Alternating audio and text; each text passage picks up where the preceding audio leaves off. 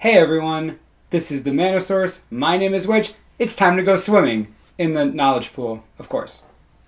Today's deck tech is going to spotlight a strategy from our last tournament preview as it dominated this weekend's Star City Games Open. Red-Green Domri Rade was out in full force. Taking 4 of the top 8 spots, this deck took Standard by storm. Let's begin. One of the most effective parts of this strategy is that 2-color decks are much easier on the mana base than the usual 3-color strategies we've been seeing. While there are still dual lands, Stomping Grounds, Rootbound Crag, and a single Gruul Guildgate, most of the lands in the deck are basics. 9 forests and 6 mountains round out this 24 land mana base. It is important to point out that this strategy, utilizing 15 basic lands, helps against the new kid on Standard's block, Burning Earth. There is no doubt that 2-color and even monocolor decks will be on the rise due to its dominance. The only spells in the main deck that aren't creatures are a playset of Domri Rade and 3 Mizzium Mortars. Domri Rade is a card advantage machine, considering 29 cards in this deck are creatures. His ability to draw you an extra creature per turn is very strong. His second ability is nothing to scoff at either. Being able to have his creatures fight others is an amazing way to take advantage of Scavenging Ooze counters and the Undying trigger off of Strangleroot Geist. Lastly, being 3 mana makes Domri Rade the only spell with that mana cost in the deck, making it an easy decision to play him on turn 3 if you only have 3 mana open. Mizzium Mortars is in the deck to do what it has always done, annihilate boards. Aggro decks don't always need that, but they certainly do enjoy empty boards on the opponent's side. Mizzium Mortars makes that happen, simple as that. Whether fighting against 10 1/1 tokens, or a Thragtusk, Scavenging Ooze, and Huntmaster of the Fells, Mizzium Mortars does its job and does it well. Moving on to the core of the deck, let's look at the creature base.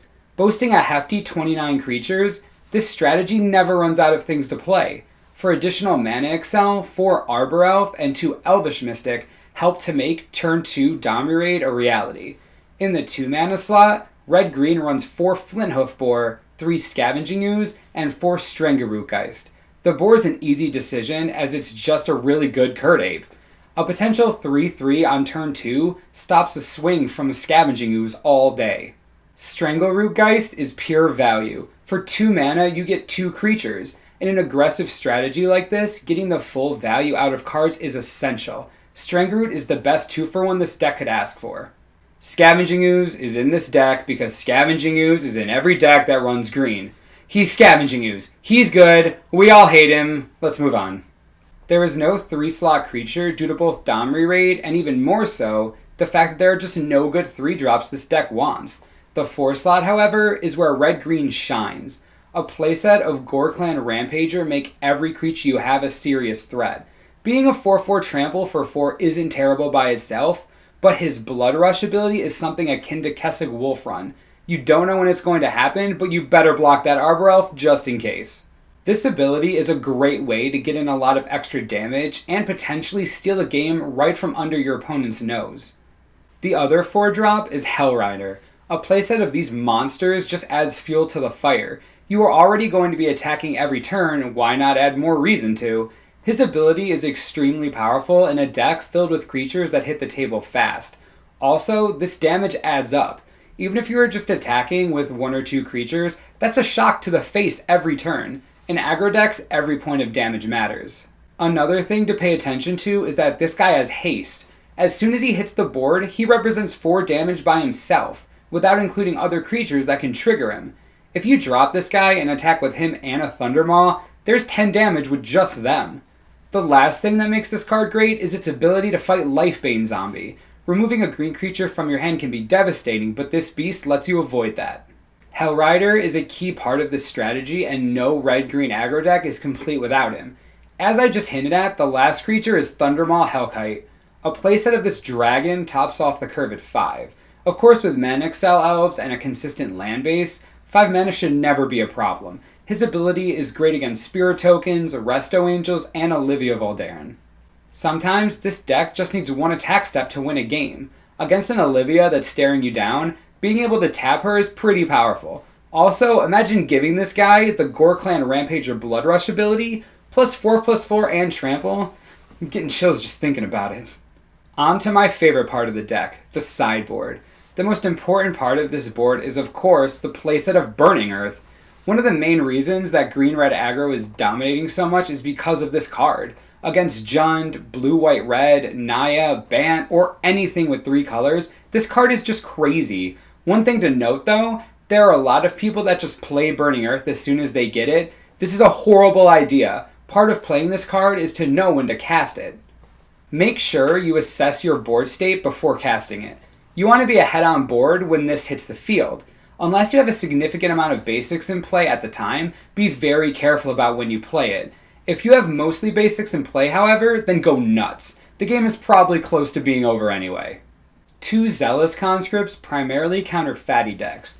Thragtusks, Olivias, Huntmasters, and Thundermaw Hellkites are all great targets for conscripts in a fast aggro deck. One trigger from this card could end the game against a deck like Jund.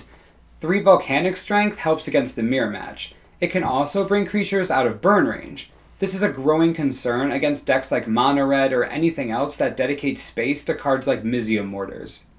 2 Chandra Pyromaster earn their place for a couple of reasons. The first one that comes to mind is the growing popularity of Lifebane Zombie. Chandra kills that thing without breaking a sweat. In addition, her card advantage is monstrous. The ability to essentially draw a free card every turn is the best thing that can happen to an aggro deck. Also, her plus ability removes a blocker, which most people forget. Against any deck with a large creature, this basically cripples them. 1 Garruk Relentless has a few different roles. It can be used purely aggressively as a 2/2 wolf machine. It can also fight down a Scavenging Ooze or a Lifebane Zombie.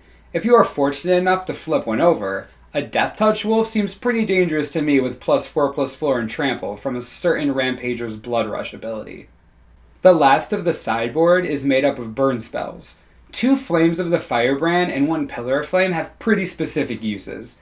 Flames seem to do the best against decks with Blood Artist or similar 1 toughness utility creatures, while also dealing some damage to a player, or maybe even a Scavenging Ooze. Pillar of Flame can be used against Strangleroot Geist, Oozes, and anything else you don't ever want to hit the graveyard. It isn't hard to see what this deck is trying to do. It wants to hit fast and hard and end the game before you can Supreme Verdict everything away. Playing it isn't the problem. Playing against it, however, that takes some knowledge. The best way to fight this deck, from what I can see, is Lifebane Zombie. This card hoses you completely. Being able to remove any green creature from your hand is nasty, especially when you're holding a couple Geists, Rampagers, or Boars. This can be particularly brutal. There are ways to fight this, however, with Garruk Relentless and using cards like Hellrider to avoid the trigger. As any aggro player knows, sweepers are your worst nightmare. Supreme Verdict, Ratchet Bomb, Mutilate, and even Detention Sphere destroy your board and make you start from scratch. Detention Sphere even gets rid of Domri Rade, arguably one of your biggest threats. You can pack some enchantment destruction in your sideboard, but there isn't much room. If you were to do that, I suggest cutting the Garruk completely out, as that seems to be your weakest sideboard card. The ways to counter aggro are the same as they've always been. Try to stall to mid or late game, wipe their creatures, and don't let them come back. This deck is very well positioned right now, and if you're a Jund or blue-white-red flash player, expect some trouble from this. It is meant to beat your deck. That's it for this week's deck tech. We hope this helped you understand more about red-green aggro in terms of playing it and playing against it. If there are any specific decks you would like to see a deck tech of, feel free to leave a comment below and we will take it into consideration. While you're down there, make sure to subscribe for the latest and greatest in deck techs, tournament information, and more. This is the Mana Source. I'm Wedge. Thanks for watching and we'll see you next time.